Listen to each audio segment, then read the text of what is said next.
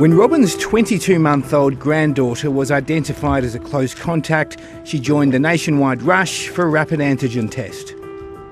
I'd rang quite a number of chemists. Nobody had them in stock. Robin drove about 20 minutes to a service station where she bought a rapid antigen test in a Ziploc bag for $25. The petrol station chain was later named by the consumer watchdog for selling tests at unfair prices. This franchisee told 7:30 it's no longer selling the tests at that price. I took a step back because I was really surprised at how much it was, but I had to have it. Hey.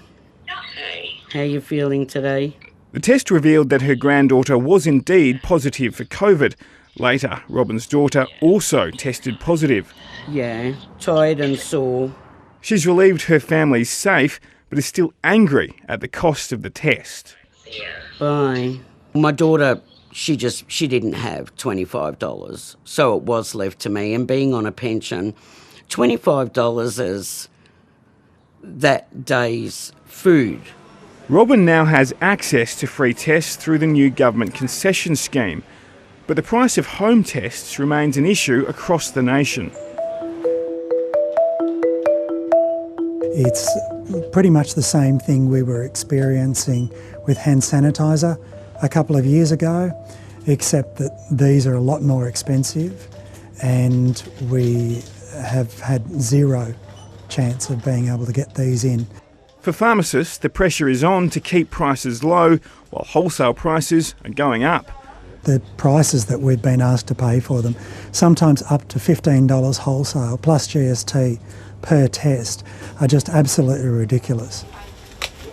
Pharmacy owner Curtis Runo has spent thousands of dollars ordering rapid antigen tests he's yet to receive. It's a horrible feeling having to turn people away, knowing that this is one of the things that would make people feel safer. The process of getting the test to Australia is complex and expensive.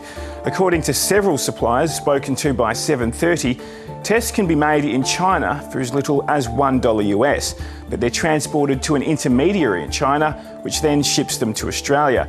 The freight cost means by the time they're in Australia, the test can be as much as $4 US, which is paid for by a TGA-approved importer. That importer then sells the tests at a markup to a wholesaler who then sells the test directly to retailers. Competition law academic Dr. Catherine Kemp says retailers can pass these costs to consumers within reason.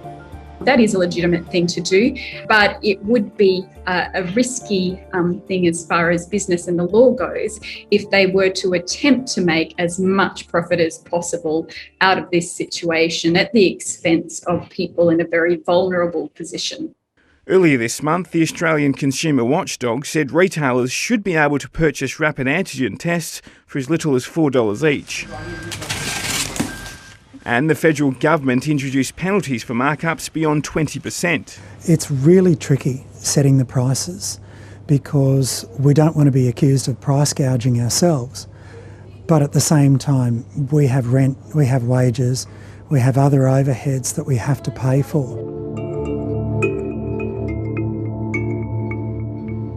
While brick and mortar stores jostle in the rat race, a black market has emerged online. That vulnerability seems to have been exploited in an emerging rat kit black market. 7:30 has obtained evidence of non-TGA approved tests being sold in Australia using Chinese messaging service WeChat. Food delivery app Hungry Panda has also had non-TGA approved home tests on its platform. It's been contacted for comment.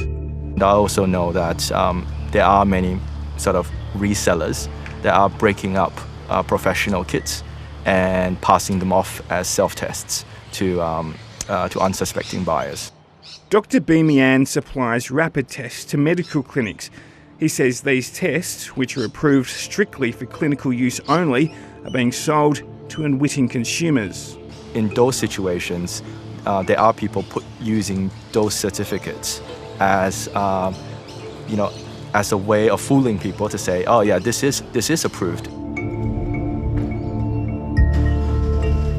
The federal government recently announced the purchase of 70 million rapid test kits, and the states and territories have ordered hundreds of millions more.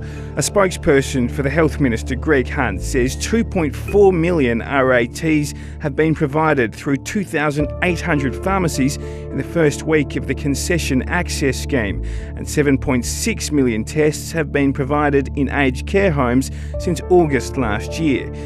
But Dr. B believes it will be some time before the wider supply issue is resolved.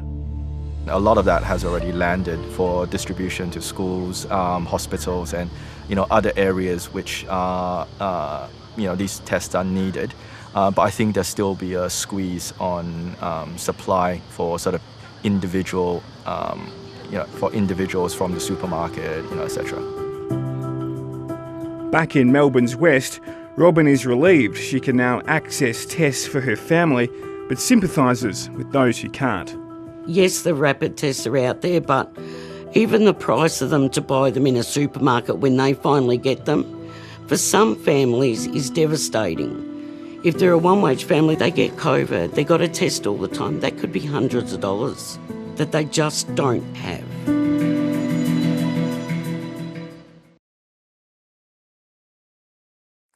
Hi, I'm Lee Sales. Thanks for watching this story. If you'd like to watch more of 730's stories, they are on the left of your screen. And tap on the button below to subscribe and get the latest from ABC News.